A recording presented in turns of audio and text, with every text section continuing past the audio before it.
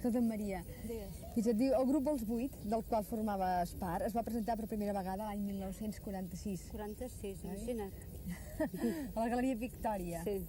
Escolta, vas que en aquella època, en aquell moment, vaja, us van titllar de rojos i separatistes Oh, sí, tot el que vulguis. Era un desastre.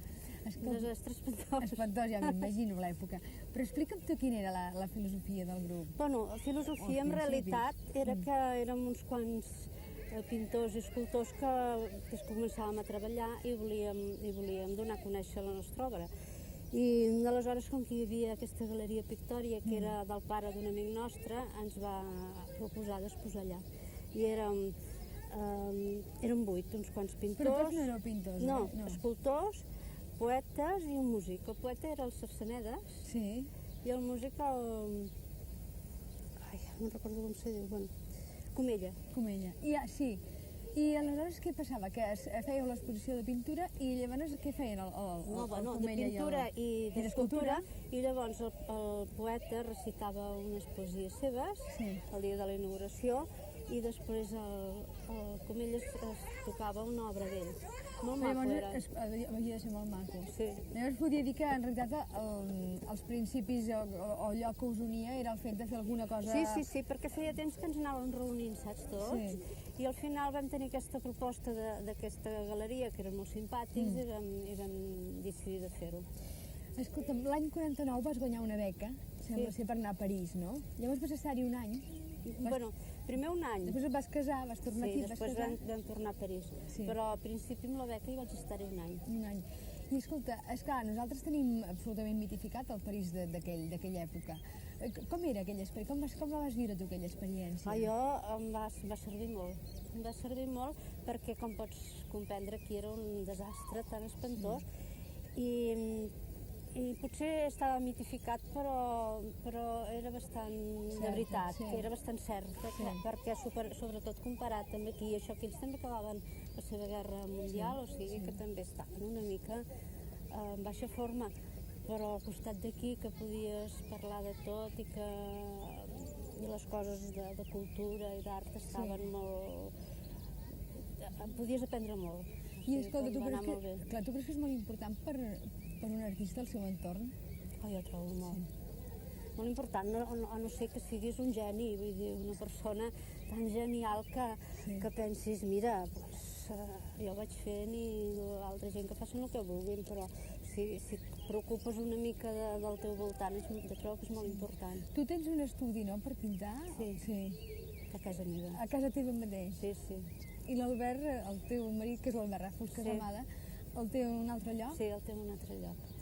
I és maco l'estudi? Tu creus que ha de ser maco també l'estudi? Home, jo trobo que sí, que ha de ser maco, sí. Bueno, el meu és una mica petit, per lo que no faig quadres molt grossos, com ja saps, que no són molt grans, però sempre al final, primer penso jo en tinc de sobres, i al final se'm va omplint de coses, i de quadros, i de dibuixos, i de... Ara em queda una mica petit, però és bonic. Escolta'm, alguna vegada, Maria, alguns crítics que, a fi de vegades no l'encerten del tot, han dit que la teva pintura és una pintura femenina. Què vol dir això de femenina? Si m'ho expliques tu, jo t'ho diré, però jo no ho sé. No, és clar, jo tampoc, però és que em va fer molta gràcia. Quan veuen una persona, una dona que pinta d'una manera més o menys sensible, ja en diuen femenina, però perquè és una mica sensible, suposo, però no perquè... Jo els recomanaria que llegissin el llibre que sobre tu i sobre la teva obra van escriure el Castellet i l'Anna Maria Moix, perquè realment el que l'Anna Maria Moix diu sobre els crítics que empren aquesta paraula femenina per referir-se a tu és molt divertit i crec que realment ella ho explica molt bé, amb molta sensibilitat de debò. Sí. Escolta'm, de totes maneres, tu creus que les dones han destacat molt en la pintura? O no, n'hi ha poques? Durant tot... Bueno, ja veus que hi ha més pintors que pintores, això no hi ha dubte. Però també és que les dones tenien una vida molt més de ficar-te de dintre casa i de no podien... No tenien l'ocasió de destacar, de dedicar-se a de una altra dedicar-se, cosa. això mateix, era una cosa més tancada. Ara em sembla que ja la cosa es va obrint més i la gent les dones poden fer una mica més el que desitgen. Però esclar, no hi ha la tradició com hi ha amb els homes, que ja era una cosa natural. Les dones després ha costat més. Sí. A tu et va costar molt? A mi haig de confessar que no. Perquè ja et dic que el 46, que era molt jove, ja vam fer aquesta exposició, era amiga de tots aquests del grup dels 8 i llavors ens vam presentar amb una beca a l'Institut Francès i me la van donar de seguida. L'Institut Francès tenia molta importància en aquells moments, molt, hi havia el Cercle Mallol, que era molt important perquè era un lloc que podíem anar a parlar lliurement de les nostres coses i de pintors de joves i de l'època d'abans de la guerra, saps? Que hi havia el Sunyer, hi havia el Figueres, hi havia el Rafael Benet, hi havia el Montpou, vull dir, tota aquesta gent hi anaven molt per l'Institut Francès i llavors aquesta gent ens van ajudar molt. Escolta, Maria, de les teves pintures també s'ha dit molt que són harmòniques i que produeixen com tranquil·litat. No s'hi barreja mai sentiments més negatius, diguem, com la tristesa o la desesperança? Home, la desesperança no crec, però la tristesa o la melancolia una mica. Però tampoc trobo un sentiment molt negatiu amb la tristesa i la melancolia. No, jo crec que la tristesa no és negativa. Home, si no és una desesperança, que la desesperança sí que és negatiu, perquè ja és molt un d'allò molt extrem, ja és un sentiment molt extremat. Però la tristesa i la melancolia és una cosa més... No és per força, no ha de ser negatiu. No, i a més jo crec que és inherent també al ser humà, no? A més és que és bastant la realitat, no pots estar tot el dia contentíssim, perquè hi ha moltes coses que tampoc no t'hi fan estar. Naturalment. Escolta'm, i del teu enamorament per aquelles coses petites, d'aquelles coses petites que nosaltres tenim a la nostra vida quotidiana i que de vegades no ens n'adonem, tu doncs em fas un collage meravellós o... Gràcies. Sí, no, això és veritat, en fi, no t'estic tirant floretes. Però aquest enamorament, jo voldria saber si a tu et dura mentre fas tota l'obra i et dura inclús després, quan ja l'has feta, o és un enamorament que només és el moment del descobriment d'aquell objecte? L'enamorament així més fort potser només és el moment del descobrir l'objecte, però després quan ho tinc fet també aquells collages també és una cosa nostàlgica, també són uns papers vells, antics, unes coses d'aquelles que t'estimes i que et fa gràcia de guardar i que llavors els has composat perquè et facin una obra, saps? I això barrejat amb la cosa de dibuix i de color. Escolta'm, i precisament en aquests collages hi ha qui diu que hi ha una influència del teatre i del cinema pel fet de que sempre són, no sé com dir-ho, uns enquadraments frontals, no? Sí, bueno, això és una cosa que em va escriure el Cirici, l'Alexandre Cirici, en una presentació de catàleg, i vaig trobar que tenia bastanta raó, que és el primer que m'ho havia dit, però vaig trobar que potser sí que tenia bastanta raó perquè potser teatral, no ho sé, però que són visions molt frontals, saps? Que són, en general, quasi mai són així de costat ni d'unes perspectives molt complicades, sinó coses molt frontals. Sí. Com una presentació, com presentar les coses, Escolta'm, en aquest llibre del qual hem parlat, que escrit pel Castellet i per l'Anna Maria Moix, hi ha un moment en què Anna Maria Moix diu, parlant naturalment de la teva pintura, diu, hi ha un moment en els seus quadres, en la delicadesa i bellesa de les seves pintures, en què la mort ens sorprèn de sobte. La mort, però, d'una manera més aviat contrària al sentit tràgic, de vegades esperpèntic, que comporta la tradició de la pintura espanyola. Jo podria saber, per tu la mort no és tràgica? És difícil de contestar. Tràgica és una paraula molt... No, tràgica no, però que és molt trista, sí. Sí. Crec que sí. El fet potser de no trobar-la tràgica té alguna cosa a veure potser amb les teves creences religioses?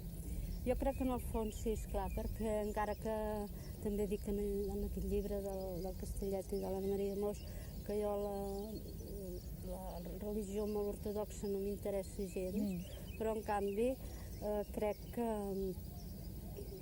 d'allò que la cosa no s'acaba aquí, vaja. Sí, però perquè tu has dit inclús que estaves més a prop de persones dintre del món religiós, com el Jordi Llimona, que jo no sabia que era cosí teu. Sí, bé, jo no ho sabia. És que també també he vingut a casa el Jordi Llimona. Ah, sí? Sí, també hem estat parlant un dia, no com amb tu aquí en aquest bar, sinó a casa. Escolta, i com és aquesta manera d'entendre la religió que tens tu? O sigui, penses que això no s'acaba aquí? Bueno, és una creença com molt íntima. Sí. I no puc dir res més, una creença com molt íntima i llavors tota la cosa de que s'hi ha posat així per sobre ho trobo artificial i això no puc seguir. Ho entenc molt bé, molt Però bé. en canvi una creença íntima de que hi ha d'una religió sí, però la cosa aquesta ortodoxa no, com amb totes les coses, perquè jo amb totes les coses no m'agrada gens la cosa ortodoxa en res. Sí. M'agrada molt la cosa de pensar lliurement i que estiguis una mica per sobre d'aquestes coses tan de blanc i negre. Les coses són molt més matisades. Escolta, hi ha un moment, ara no me'n recordo ben bé, però em sembla que hi ha un moment en què Castellet diu que tu, que és una persona que estimes tant la llibertat, diu que els moments més grans de pessimisme te'ls han portat aquells en què has vist que el món més aviat es mou fent sempre com un rebuig de la llibertat. Però esclar, això potser és un pensament que tu diu que t'ha portat als moments més profuns de pessimisme, però jo crec que és un pensament que és quasi bé constant, no? Pensar que el món es mou cap al rebuig de la llibertat individual. Sí, moltes vegades, sí, per desgràcia. Per això et dic que moltes vegades en l'obra sempre es pot reflexar una certa tristesa o un cert pessimisme, però no desesperació perquè no va dintre de la meva... Clar, perquè la desesperació seria una cosa total. Total, això mateix. Però això altre sí, perquè encara que hi ha moments molt agradables i molt bonics i que la vida trobo que és molt important de viure-la bé, feliç, Sí, t'entenc. Escolta, alguna vegada has dit una cosa que a mi m'agrada molt, que és que tu el que més t'agrada pintar són els paisatges de camps, els camps conreats ja, no? En lloc de una natura, diguem-ne, salvatge. I això per què? Mira, els camps conreats sempre m'han donat la sensació de com una cosa més harmònica, ja t'ho he dit. I a més, com que jo al començament vaig tenir molta influència, encara que no ho sembli, de la pintura cubista, ho veig com puc ordenar més el quadre, saps? En canvi, si vaig a un bosc i per aquí surt un arbre i per allà ja és més caòtic, saps? I els camps conreats, a més, hi veig la mà de l'home, que també, encara que no surtin personatges en els meus quadres, però hi veig la mà de l'home, que sempre és una cosa que ho trobo més a prop. Més a prop. Escolta, finalment hi ha una persona, es veu, que voldria que comentessis la teva frase: l'art és un mot. Això és una frase que està en un collage meu, que encara el tinc, que era un paper d'un color rosat, petitet així, que el repartia durant l'època dels pintors conceptuals. Em sembla que era el García Sevilla, saps? El Ferran García Sevilla, que després ha continuat pintant. I llavors quasi no el coneixia, ara és amic meu, però llavors quasi no el coneixia. I anava pel carrer, al davant d'una galeria, repartint aquests papers. I era una obra d'art conceptual, el que ell feia. Però llavors jo em va agradar molt i me'l vaig quedar. I com que vaig trobar que aquella frase era una cosa que tenia molta gràcia, perquè pot tenir un sentit i en pot tenir un altre, saps? Queda com molt ambigua, saps? Vaig trobar que era una cosa molt justa, com diu allà. Si l'art fos molt important, però al mateix temps potser no ho fos tant. Molt irònic, saps? Dintre d'una cosa irònica, doncs el vaig posar en aquest collage.